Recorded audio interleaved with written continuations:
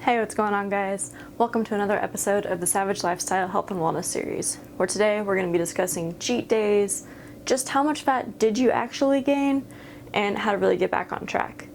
I wanted to give a huge thank you to Stephanie Buttermore for putting out so much accurate information as a doctor on this topic, so that way I could do some further research and create this video for my viewers. So stay tuned.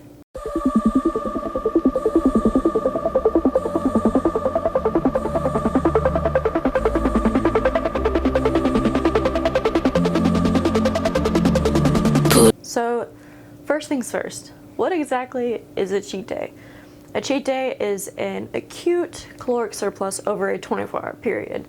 Although it may not feel acute, it is not something that you would do on a consistent basis 7 days a week. So when you have a cheat day and let's say your normal caloric intake is 1,800 calories and you take in 6,500 calories, which is a vast difference, what exactly happens to your body? There are some main changes that you're going to notice.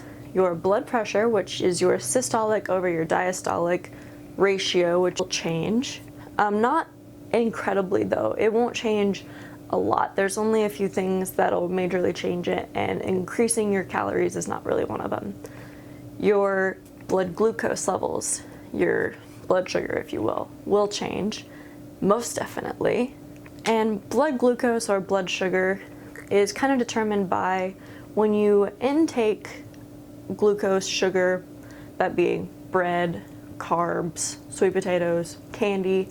What's going to happen is it's going to go through into your body, and your pancreatic beta cells are going to secrete insulin and glucagon. But glucagon isn't that important, so we're just focusing on insulin. So when insulin is going through your bloodstream, that is going to encourage blood to uptake the glucose and transfer into adenosine triphosphate, or ATP, which is just a form of energy. Another thing you're going to notice is your body water, your intracellular water and your extracellular water are going to be higher, because you're going to be retaining a lot of water, because during a caloric surplus, your body increases its levels of sodium, or Na, and also increasing obviously your carbohydrates. So that is going to make you retain more water in your cells and out of your cells, and may cause a little bit of edema, which is just swelling in the ankles and knees, which may be a little bit painful, and you may notice that they're all swollen up for a few days, but that will go away. So what you may not know is, per 1 gram of carbohydrates, your body actually retains 3 to 4 grams of water. Do the math, which I didn't. You're going to retain a lot more water than you will fat. You're not going to gain very much fat on a acute caloric surplus. There's a whole equation for it, and I have some of it written down. I'm going to share it with you. So I have this written down because this is a long one, and kudos to Stephanie Buttermore for figuring this out. So your personal total daily energy expenditure, let's say mine is 1,450 calories, and you take the amount of calories you ate in your cheat day, minus your maintenance calories, and that will give you the number of the surplus that you were in. So let's say I ate 5,000 calories minus 1,450, I would be at 3,550 surplus. You take your thermic effect of food, which is you're going to incorporate all of your macronutrients for that day. So your protein, fats, and carbs. You're going to multiply your protein percentage times 35%, your carb percentage times 15%, and your fat percentage times 15%. And then you take your thermic effect of food of your caloric surplus, and that gives you your calories burned. This is an entire thing, and I will link Stephanie's video below with the timestamp, because I am not a doctor. So there are a few things that determine fat gain, one of them being your total daily energy expenditure. And if you haven't seen that video, I do have a series video on it. I will leave that link in the description below as well. Your starting body composition and your macronutrient composition and consumption for the day of your cheat day. A lot of you may think carbs and fats do the same thing or store the same way, and yes, they are both sources of energy, but your body actually goes to carbohydrates first for energy. So it's got a lot of places that it's going to go before it hits your fat stores. While if you're primarily eating carbs, your dietary fats are just going to be stored as fats. So unless you're doing a keto diet where your main source of energy is coming from the fat and that will burn fat first, 9 times out of 10, it's gonna burn carbs. So the first place a carb goes before it goes into fat is it replaces your glycogen levels, restores your energy, and can be converted but not limited to fat storage.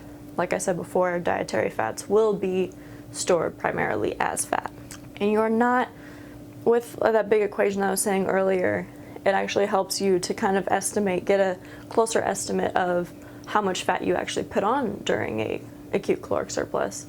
In Stephanie's video, she only gained a half a pound of fat, which after eating 8,000 calories, it kind of makes you think a little bit more and go back to reality about you're not going to gain a pound of fat if you eat an Oreo. That's just not how it's going to go down. So that's great. That's what a cheat day is. That's what blood glucose is. That's what happens to your body. But a good thing about a cheat day is psychologically, it can do a couple of things. It can kind of make you feel bad, make you feel like you got off track, and make you feel like you need to quit your entire process and all of your progress that you've already made. But here's the thing about it. Fitness was not built in a day, therefore your results will not go away in a day. To be honest, if you have a cheat day, just do some sort of strength workout the next day, and also make sure to eat clean, whole protein, vegetables the next day, and remain hydrated. That's the main thing, because you're going to be retaining so much water, you need to get it all flushed out of your system. That's very, very important. And if you tend to feel bad after a cheat day, just remember, it's okay. We all get these ways where like, oh, that chocolate bar looks really good, or like, oh, I really want some donuts. And trust me, that happens to all of us. That happens to everybody in the bodybuilding world, the physique competition world, the cardio. It happens everywhere. Everyone wants to eat junk sometimes, and that's okay. Just make sure that you're feeding your body with the other good stuff that it needs to keep it productive. Now let's say you actually put on like 2 pounds of fat from this cheat day. The best way to lose the fat and keep it off is to maintain in a 500 calorie deficit every single day, or a 3,500 calorie deficit every single week, because 1 pound of fat is 3,500 calories. So once you burn 3,500 calories, you've burned a pound of fat and you've lost a pound of fat. So just remember that, keep it consistent and keep it sustainable. You need to be doing it throughout a week. It's not something that you can lose 5 pounds in 5 days, because that's not sustainable and that's not healthy. Thank you guys so much for watching today's episode. I hope you enjoyed it. I hope you learned a lot about these cheat days. Please leave a like to let me know if you like this video so I can keep making more of them. It really is good for the channel too.